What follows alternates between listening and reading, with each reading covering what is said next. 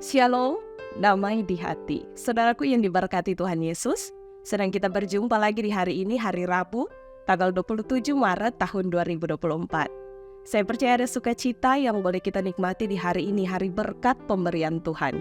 Karena itu marilah kita isi hari ini dengan belajar firman Tuhan lewat renungan harian keluarga.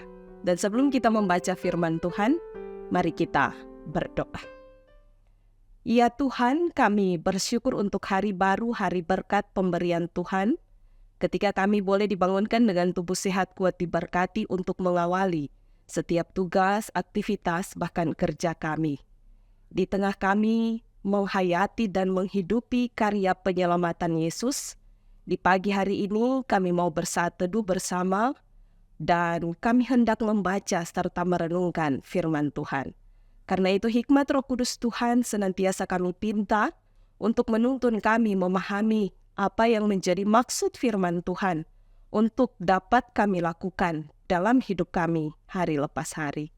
Karena itu berfirmanlah ya Tuhan, karena di pagi hari ini kami sudah siap untuk mendengarkannya. Di dalam nama Tuhan Yesus kami berdoa. Amin. Bacaan Alkitab kita di pagi hari ini diambil dalam Injil Markus pasal 15, dibaca ayat 24 hingga ayatnya yang ke-26, demikian bunyi firman Tuhan. Kemudian mereka menyalibkan dia, lalu mereka membagi pakaiannya dengan membuang undi atasnya untuk menentukan bagian masing-masing. Hari jam 9 ketika ia disalibkan, dan alasan mengapa ia dihukum disebut pada tulisan yang terpasang di situ, Raja Orang Yahudi. Tema perenungan kita di pagi hari ini adalah Pilatus mengakui Yesus sebagai Raja. Keluarga Kristen yang dikasihi dan yang diberkati oleh Tuhan Yesus. Dalam kehidupan, tak jarang kita akan bertemu dengan orang-orang yang menerima kita dengan tulus. Tetapi ada juga yang akan menolak kita. Setiap perkataan, sikap maupun tindakan kita selalu dipandang tidak benar oleh mereka yang menolak. Biasanya orang yang menolak kehadiran kita akan berusaha dengan segala cara untuk memojokkan, bahkan menjatuhkan kita karena ada iri hati, dengki, dendam, kesombongan, tetapi juga kemunafikan. Tak jarang ada yang bahkan memakai kekuatan banyak orang untuk menyingkirkan orang yang dibenci itu dengan cara-cara seperti hasutan, fitnahan, dan olok-olokan. Ada istilah yang sering kita ungkapkan, "Ni mau mulia orang lain berhasil." Dan ungkapan yang menggambarkan sikap itu seperti susah mulia orang senang dan senang mulia orang susah. Nah, hal inilah juga yang dialami oleh Yesus Kristus. Keluarga Kristen yang dikasihi dan diberkati Tuhan. Kisah penyaliban Yesus Kristus terjadi karena adanya hasutan yang berawal dari amarah, iri hati, dengki, dan dendam dari para imam kepala, ahli-ahli Taurat yang dilegalkan dalam suatu keputusan pengadilan yang mengabaikan kebenaran dan keadilan hanya untuk memuaskan hati orang banyak. Yesus Kristus disalibkan pada jam 9 pagi di saat orang banyak ramai lalu lalang dalam melakukan kegiatan. Yesus Kristus betul-betul dipermalukan. Bahkan pakaiannya dibagi-bagi oleh para tentara Romawi dengan membuang undi. Sebagaimana juga yang disebutkan dalam Mazmur 22 ayat 19, mereka membagi-bagi pakaianku di antara mereka, dan mereka membuang undi atas jubahku. Di atas kayu salib dipasang tulisan Raja Orang Yahudi. Siapa sebenarnya yang menyuruh supaya ada tulisan ini? Dalam Yohanes 19 ayat 19 ditemukan bahwa ternyata yang menyuruhnya adalah Pilatus. Berarti secara tidak langsung Pilatus pun mengakui tentang Yesus Kristus sebagai Raja. Tetapi imam-imam kepala dan orang-orang Yahudi memprotes tulisan itu. Seharusnya ditulis, ia mengatakan, "Aku adalah Raja Orang Yahudi." Yohanes 19 ayat 21 mengatakan demikian.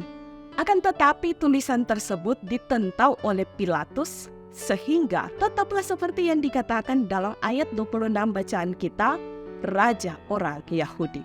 Hal ini berhubungan dengan pengakuan bahwa Yesus Kristus sebagai Raja, sekalipun ada juga yang melihatnya sebagai ejekan.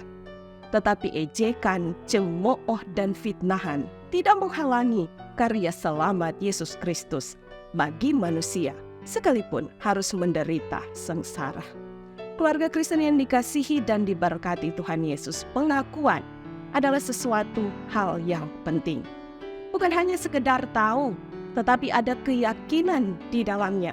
Keyakinan itu mendorong kita untuk melakukan, dan pengakuan Yesus Kristus sebagai juru selamat, Raja di atas segala raja, dan sumber segala berkat harus ada dalam keyakinan setiap orang percaya.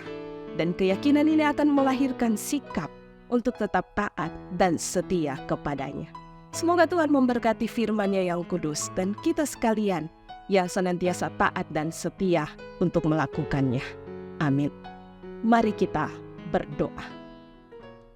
Terima kasih ya Tuhan untuk firman-Mu di pagi hari ini. Kami terus diperlengkapi lewat minggu-minggu sengsara Yesus supaya kami tidak hanya menghayati, tapi kami benar-benar menghidupi sengsara Yesus itu dalam hari-hari hidup kami saat ini. Karya penyelamatan yang sudah Engkau nyatakan akan kami pakai dengan bertanggung jawab sebagai orang-orang percaya di dalam kami menjalani tugas aktivitas pekerjaan kami di sepanjang hari ini. Karena itu tuntunlah kami ketika mendasarkan segala sesuatunya hanya ke dalam tangan Tuhan yang penuh kasih. Baik secara pribadi maupun sebagai satu keluarga Kristen. Kami mau berjalan dalam terang firman Tuhan. Kami mau berjalan bersama dengan Tuhan dan menaruhkan segala sesuatunya hanya dalam kendali Tuhan. Karena itu kami mau menyerahkan setiap gumul harapan, tapi juga apapun yang kami impikan dalam hari-hari hidup ini, hanya ke dalam tangan Tuhan yang penuh kasih. Sambil kemanapun kami pergi dan berada, hikmat daripada Tuhan, Roh Kudus Tuhan, memampukan kami untuk tetap percaya dan mengakui bahwa Engkaulah satu-satunya Tuhan, Raja di dalam kehidupan kami. Karya keselamatan yang boleh kami nikmati itu akan kami bagikan menjadi berkat bagi banyak orang.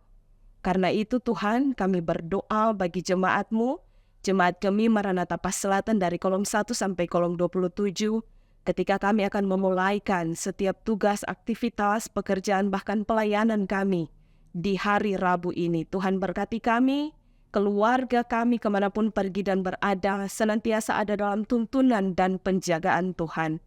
Diberkati bagi jemaat-Mu yang bersyukur berhari ulang tahun, baik secara pribadi maupun sebagai satu keluarga. Biarlah setiap syukur yang kami rasakan itu kami persembahkan hanya untuk hormat dan kemuliaan nama Tuhan.